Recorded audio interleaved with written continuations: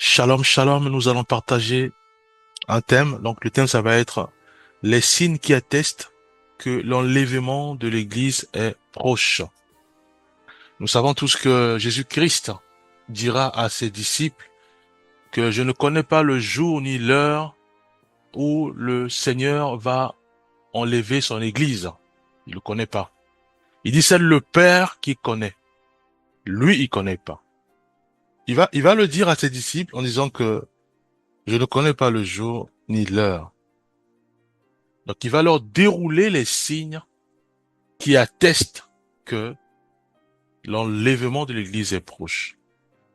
Et aujourd'hui, nous, l'Église du Seigneur, nous attendons, dans les prières, bien sûr, nous attendons le jour où Christ, qui est l'époux, viendra prendre son Église. Donc, l'enlèvement, bien aimé. Et Jésus-Christ va décortiquer les signes qui attestent l'enlèvement. Donc, nous allons voir ces signes. Il est toujours important de relire à nouveau, de réexaminer, de méditer sur les signes en permanence pour nous maintenir éveillés, puisque c'est ça c'est la finalité, bien aimé, et que Jésus-Christ revienne pour prendre euh, son Église, et nous sommes. Donc nous allons voir les signes qui attestent que l'enlèvement de l'Église est proche. Pour ça, nous allons prendre Matthieu 24, 7 à 8.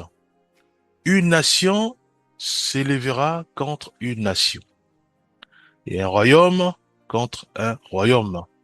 Il y aura en divers lieux des famines, des tremblements de terre. Et nous savons tous que ce que nous lisons, c'est ce que nous voyons aujourd'hui.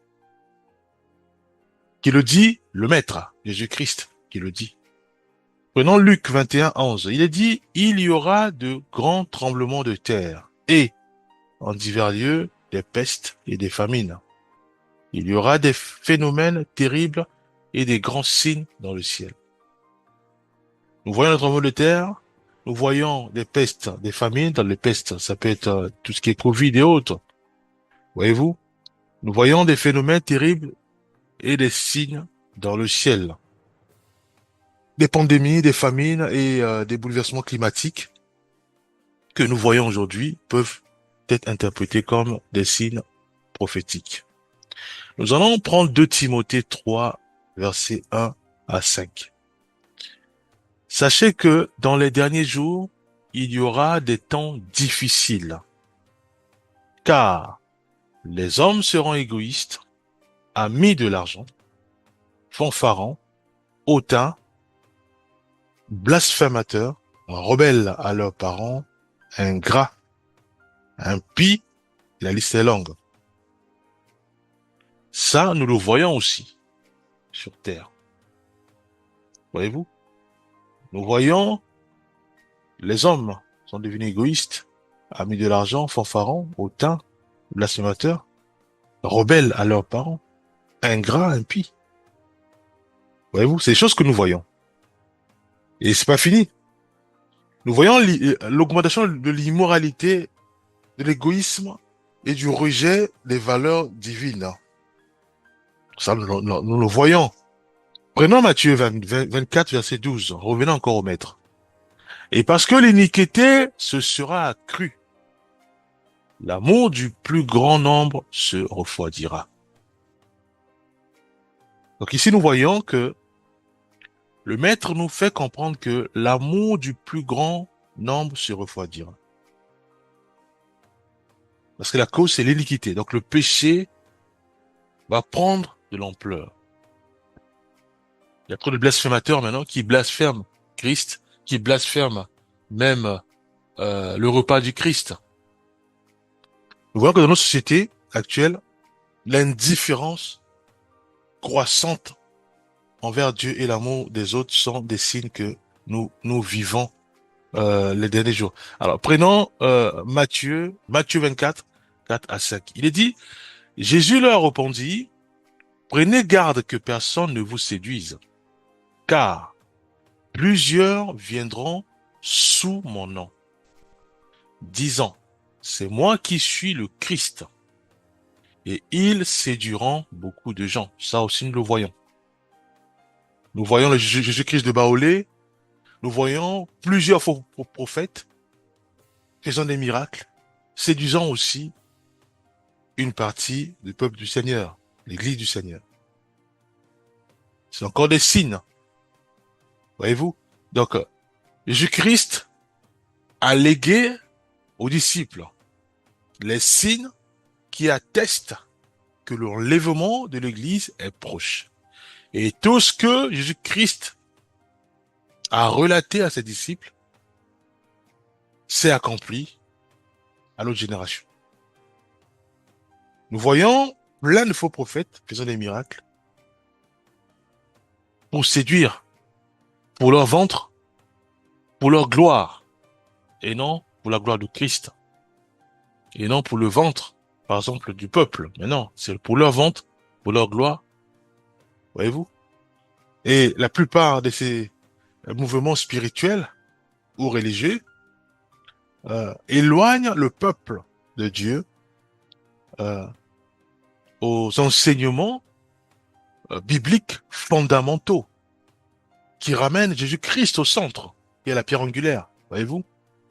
Non, ça oriente le peuple à des choses fustiles, à la distraction. L'enseignement, par exemple, sur le troisième œil, pour moi, c'est la distraction. L'enseignement sur voir les anges, pour moi, c'est aussi la distraction, voyez-vous? Donc, Christ n'est pas mis au centre. Le salut n'est pas mis au centre. La croix de Jésus-Christ n'est pas mis au centre, voyez-vous? Mais c'est que la distraction, troisième œil, que prie pour que Dieu te montre, ouvre la troisième œil, prie pour que Dieu te révèle des anges gardiens. Ouais, ouais, donc c'est la distraction. Prenons 1 Timothée 4, verset 1. Mais l'Esprit dit expressément que, dans les derniers temps, quelques-uns abandonneront la foi pour s'attacher à des esprits séducteurs et à des doctrines de démons. Donc il y a deux points. Il y a d'abord l'abandon de la foi, que la Bible appelle apostasie. Parce que, à la crise économique, parce que j'ai du mal à tenir les deux bouts du mois. Et je dis, est-ce que Dieu réellement existe? Parce que je vois tout s'écroule à côté de moi. Je me dis, est-ce que Dieu existe? Et le Seigneur dit que il dit quelques-uns abandonneront la foi. Voyez-vous? Quelques-uns abandonneront la foi. Sur quelle base? Parce que, en fonction de ce qu'ils voient, en fonction de ce qu'ils voient, parce qu'ils voient la famine, ils voient tout s'écroule, ils n'ont pas à manger. Voilà, il y a la pression, il y a les licenciements en cascade, voyez-vous. Et ensuite, il est dit, pour s'attacher à des esprits séducteurs et à des doctrines de démons. Parce que là-bas, il y a des miracles, parce que là-bas, il y a la prospérité, et la liste, elle est longue. Mais vous les signes. Et ça, c'est ce que nous voyons aujourd'hui maintenant. Nous voyons plusieurs abandonnant la foi en Jésus-Christ. Nous voyons même des évangélistes. Nous voyons même des messagers, les docteurs, les religieux abandonner la foi authentique à Jésus-Christ. Pour s'attacher à l'esprit séducteur. Donc ça peut être des loges, ça peut être des démons, ça peut être faire des pactes avec les démons pour avoir de l'argent. Rentrer des loges pour avoir de l'argent. Voyez-vous, c'est ça, les esprits séducteurs et des doctrines des démons. Doctrine des démons veut simplement dire intégrer des loges. Puisque derrière, ce sont des démons qui manipulent tout cela. Voyez-vous? Pour des gains sordides, pour des gains terrestres, pour continuer à bien manger, pour continuer à voyager dans les avions. Voyez-vous? pour continuer le business, le travail. C'est ce que nous voyons aujourd'hui. Et aujourd'hui, ce n'est plus quelque chose qui est caché, puisque eux-mêmes l'affichent, font des publicités pour attirer d'autres adeptes. Prenons Ézéchiel 37, 21 à 22. Voici ce que dit le Seigneur, l'Éternel. Je prendrai les enfants d'Israël du milieu des nations où ils sont allés. Je les rassemblerai de tous côtés et je les ramènerai dans leur pays. Bon, ça a été déjà fait il y a longtemps. Donc le peuple juif de toutes les nations, tous sont repartis au Moyen-Orient, l'Israël actuel. Ça, ce signe a été déjà accompli bien avant. Prenons Luc 21, 29 à 31. Regardez le figuier et tous les arbres. Dès qu'ils bourgeonnent, vous savez de vous-même en regardant que déjà l'été est proche. De même, quand vous verrez ces choses arriver, sachez que le royaume de Dieu est proche. Voyez-vous? Il détaille, il explique en disant que quand nous voyons tout cela, ça veut dire que le royaume de Dieu est proche. Jésus-Christ, il revient pour prendre l'Église. Il va prendre qui? Il va prendre tous ceux et celles qui veillent et qui gardent leur robe blanche. Tous ceux et celles qui ne marchent pas nus. C'est écrit dans l'Apocalypse. Mais c'est quoi marcher nu? C'est spirituel et aussi, c'est aussi physique et charnel. Spirituel, tous ceux et celles qui ne marchent pas dans la sanctification sont nus, sans robe, de façon spirituelle. Et parfois, il y a dans les rêves, on rêve que nous sommes nus. Des sorciers ou sorcières, ils sont nus. Physiquement, quand ils sortent, ils sont nus. Parce que ils sont pas dans la vérité. Spirituellement, ils sont nus aussi. Parce que ils sont pas dans la vérité. De même aussi pour tous ceux et celles qui marchent dans la compromission, dans toutes sortes de dérives. Ils sont aussi nus. Dieu nous appelle à veiller et à laver nos robes, la maintenir blanche. En quoi faisant? En marchant dans la sanctification, en marchant dans l'obéissance à la parole de Dieu. Et cela nous appelle à nous imprégner de la parole de Dieu, donc de lire la Bible constamment. Voyez-vous? D'être éveillé. Prenons Matthieu 24, 14. Cette bonne nouvelle du royaume sera prêchée dans le monde entier pour servir de témoignage à toutes les nations, alors viendra la fin. Voyez-vous? Et donc, aujourd'hui, le monde est enseigné sur Jésus-Christ. Le monde connaît Jésus-Christ. Jésus-Christ, aujourd'hui, nous dit que cette bonne nouvelle du royaume sera prêchée dans le monde entier pour servir de témoignage à toutes les nations. Aujourd'hui, le Saint-Esprit travaille. Il utilise les évangélistes, il utilise les frères et sœurs pour propager Jésus-Christ qui est la parole de Dieu faite chair au monde. Et c'est à ce moment-là que le maître dira, alors viendra la fin. Mais la date, il n'a pas la date. L'heure, il n'a pas aussi l'heure. Seul le Père, seul le Créateur, là. Voyez-vous? Quand nous voyons aujourd'hui les progrès technologiques, notamment Internet, nous savons tous que l'évangile atteint aujourd'hui des régions du monde autrement inaccessibles. Voyez-vous?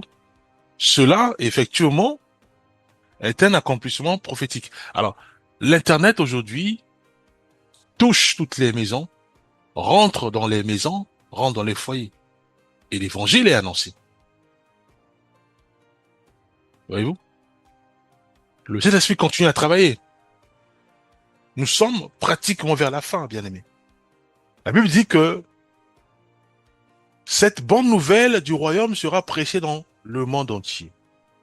Bien-aimés, nous touchons du doigt la fin. Nous touchons du doigt. Question de quelques minutes. Parce que le Saint-Esprit est à l'œuvre. Il ne dort, il ne sommeille.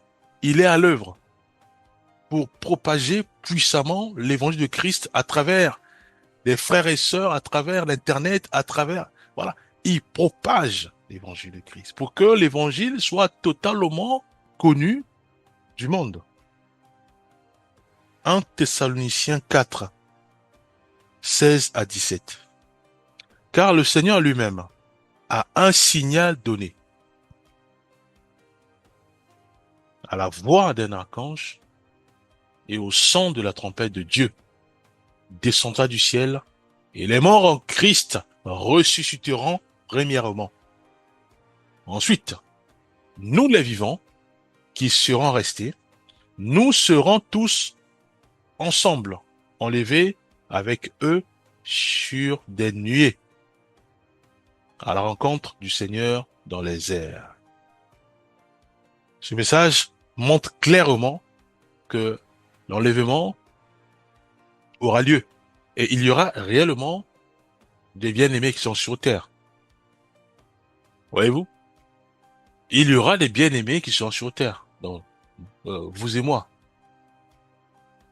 Mais cela dit à la voix d'un archange et au son de la trompette de Dieu, à un signal donné, descendra du ciel et les morts en Christ ressusciteront. Donc, il y a d'abord un signal, la voix de l'archange et le son de la trompette de Dieu. Seul Dieu qui a le dernier mot. Lui seul connaît la date et l'heure. Voyez-vous? Et à ce moment-là, il est dit que les morts en Christ se ressusciteront premièrement. Ils montent au ciel. Et ensuite, nous les vivants. Ceux et celles qui continuent à laver tous les jours leur robe, à maintenir blanche leur robe. En quoi faisant? En marchant dans la sanctification.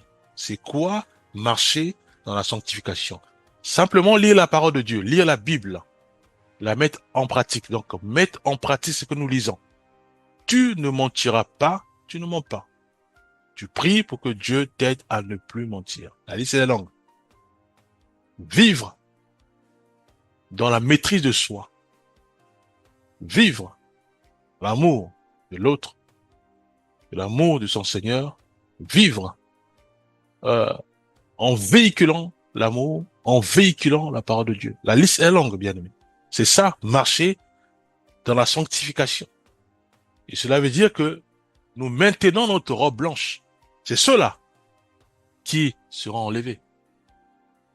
Voyez-vous, prenons Matthieu 24, verset 42, il est dit, veillez donc, puisque vous ne savez pas quel jour votre Seigneur viendra. Voyez-vous? Donc nous devons rester vigilants. Nous devons rester vigilants parce que nous ne savons pas le jour ni l'heure. Prenons Apocalypse 16, verset 15, nous allons finir par là. Heureux celui qui veille et qui garde ses vêtements, afin qu'il ne marche pas nu et qu'on ne voit pas sa honte. Voyez-vous? Nous savons tous que Dieu parle, soit à travers des songes, soit à travers des visions, soit à travers frères et sœurs. Et quand Dieu nous parle en disant, que Dieu nous montre que nous sommes sans vêtements, dans nos rêves, cela veut dire que nous vivons dans le désordre. Cela veut dire que nous vivons dans la désobéissance. Quand nous rêvons que nous sommes nus, cela signifie simplement que nous avons déjà perdu notre robe et nous ne marchons pas dans la sanctification. Ça, c'est la base. C'est ça la base. Voyez-vous, c'est pas forcément je suis sorcier ou sorcière. Non. C'est déjà, la base, c'est ça. Que je ne vis plus dans la sanctification. J'ai abandonné la foi en Jésus-Christ. J'ai jeté ma Bible, soit dans les poubelles et autres. Voyez-vous? Donc ça veut dire que j'ai perdu ma robe qui était sale et je suis devenu nu. Parce qu'il y a d'abord la robe. Elle doit être entretenue, mais la robe, elle est sale et on l'a perdue. Et on marche maintenant nu. Donc Dieu nous demande de veiller et surtout de garder notre robe blanche. Afin que nous ne marchions pas nus et qu'on ne voit pas notre honte. Donc, crions non, Seigneur, je reconnais que je suis éloigné de toi. C'est sûr, physiquement, oui, je porte des habits, mais c'est sûr, spirituellement, je suis nu. Je veux absolument retrouver ma robe. Je veux absolument laver ma robe. Je veux absolument entretenir ma robe afin qu'elle soit blanche. Pourquoi? Parce que je ne sais pas le jour ni l'heure où le maître va revenir prendre son église. Et je veux euh, faire partir de cette église. Voyez-vous, l'enlèvement, c'est ça le salut, bien aimé. Et Dieu entend nos cris et nos prières, et Dieu va toujours nous aider à travers son Esprit Saint, en nous renvoyant toujours vers sa parole, la Bible. Pour la méditer, pour la lire, et pour mettre en pratique ce que le Seigneur donne comme instruction. Il donne comme règle. Il dira que mes règles et mes instructions ne sont pas pénibles. Voyez-vous? Dans le but de veiller, dans le but de maintenir notre robe blanche, dans le but de ne pas marcher nu et dans le but de ne pas avoir notre robe sale. Voyez-vous? Donc nous devons prier. Nous devons revenir au pied du Maître, bien-aimé. Puisque nous voyons les signes. Nous voyons les signes. Aujourd'hui, nous sommes à des doigts d'entendre les voix d'archanges, d'entendre le son de la trompette et de voir les disparitions dans le monde. Question de temps, de minutes, de secondes. Puisque si nous, évangélistes, nous, pasteurs, nous, frères et sœurs, nous ne travaillons pas pour le Seigneur, à propager l'évangile du Seigneur, mais le Saint-Esprit travaille, bien aimé. Le Saint-Esprit travaille. Il travaille. Voyez-vous? C'est ça que je dis qu'il est question de minutes, de secondes.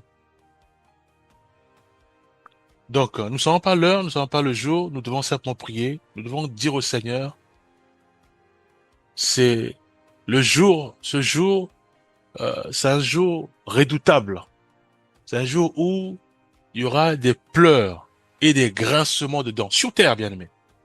Quand nous allons voir les gens disparaître. Cela veut dire que nous avons raté l'enlèvement. Et c'est pire et c'est grave. Voyez-vous? Donc nous devons prier. Seigneur, aide-nous. Seigneur, aide-nous à revenir à toi. Aide-nous à ne plus jamais tomber dans l'apostasie, donc l'abandon de la foi.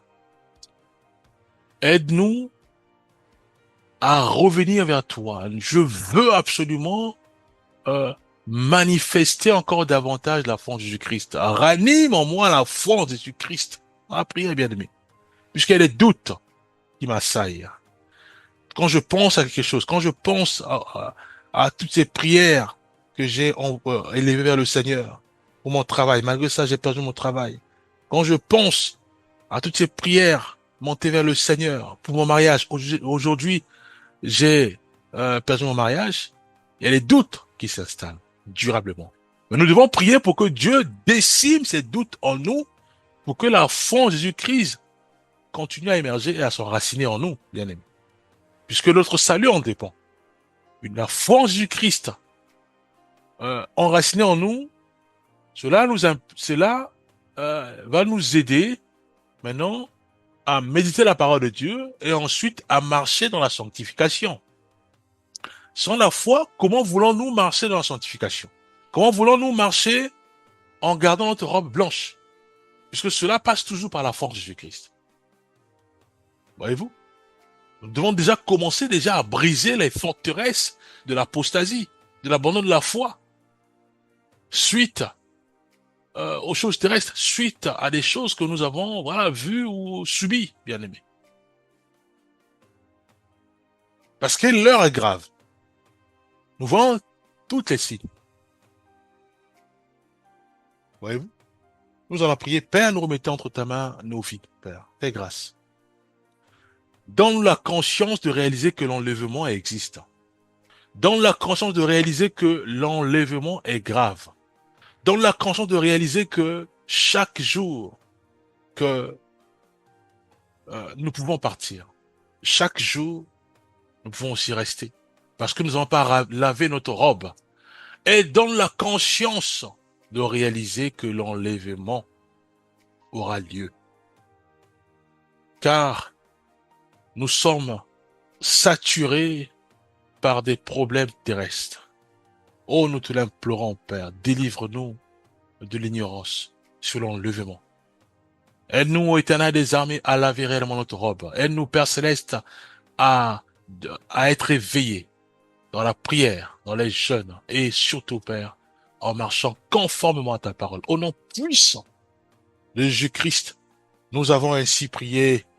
Amen.